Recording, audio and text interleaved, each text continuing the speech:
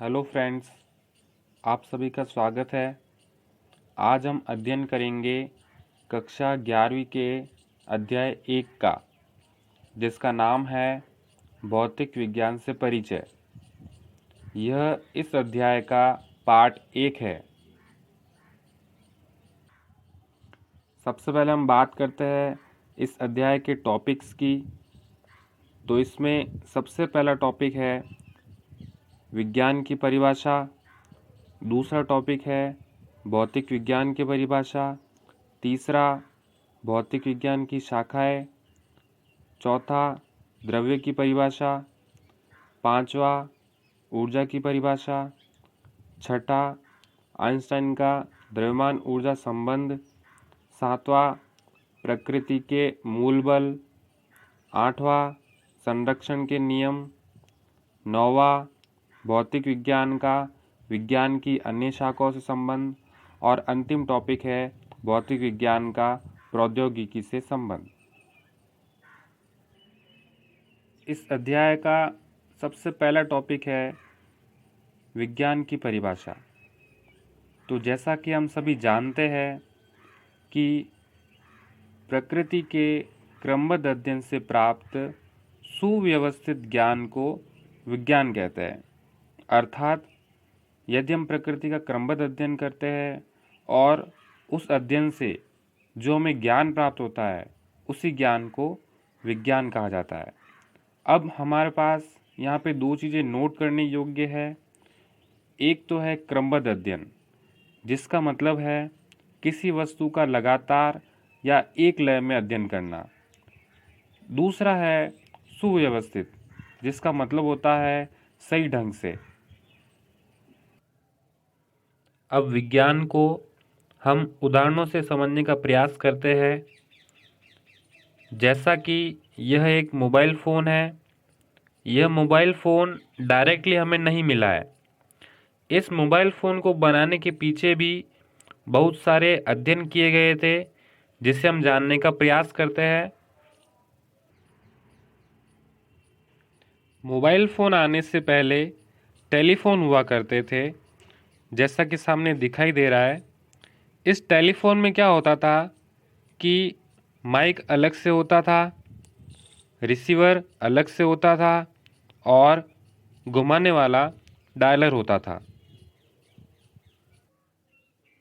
इसके बाद में और अध्ययन हुआ और हमारे पास में एक ऐसा टेलीफोन आ गया जिसमें माइक और रिसीवर साथ में आ गए और घुमाने वाला डायलर था। इसके बाद में और अध्ययन हुआ और हमारे पास में एक ऐसा टेलीफोन आ गया जिसमें माइक और रिसीवर साथ में थे और घुमाने वाले डायलर की जगह बटन वाला डायलर आ गया। इसके बाद में और अध्ययन हुआ और हमारे पास में मोबाइल फ़ोन आ गया। मोबाइल फ़ोन बिना तार का था। इसे साथ में कहीं भी ले जा सकते थे, लेकिन पहले पहले मोबाइल फ़ोन का आकार बड़ा होता था और वज़न में भी भारी होता था। इसके बाद में और अध्ययन हुआ और हमारे पास में एक ऐसा मोबाइल फ़ोन आ गया जो आकार में छोटा था। इसे हम पॉकेट में भी रख सकते थे। इसका वज़न पहले से हल्का हो गया था। साथ ही इसमें ब्लैक एंड वाइट डिस्प्ले भी थी और इसमें मैसेज, अलार्म, गेम्स की सुविधा भी आ गई। इसके बाद में और अध्ययन हुआ और हमारे पास में एक ऐसा मोबाइल फ़ोन आ गया जिसमें पुराने सभी फीचर्स थे और साथ में कलर डिस्प्ले भी आ गई। इसके बाद में और अध्ययन हुआ और हमारे पास में एक ऐसा मोबाइल फ़ोन आ गया जिसमें कैमरा भी आ गया, म्यूज़िक प्लेयर भी आ गया और वीडियो प्लेयर भी आ गया।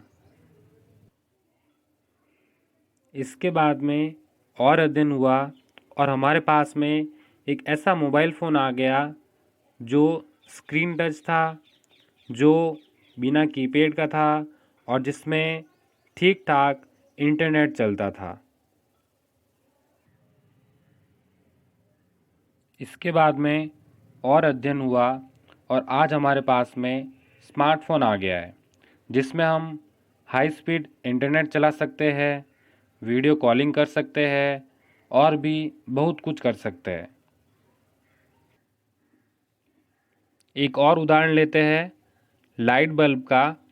पहले जो लाइट बल्ब आते थे वो पीला प्रकाश देते थे और अधिक वॉट के हुआ करते थे। इसके बाद में और अध्ययन हुआ और हमारे पास में ट्यूबलाइट आ गई।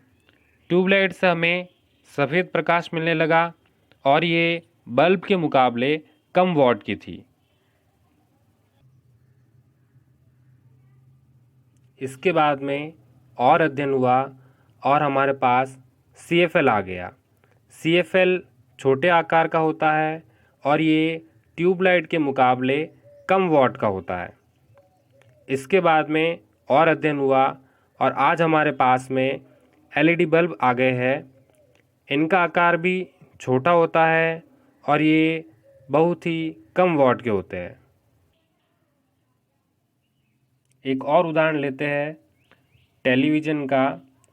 पहले जो टेलीविज़न होते थे उसमें ब्लैक एंड वाइट स्क्रीन होती थी, उनका आकार बड़ा होता था और ऑपरेट करने के लिए बटन होते थे।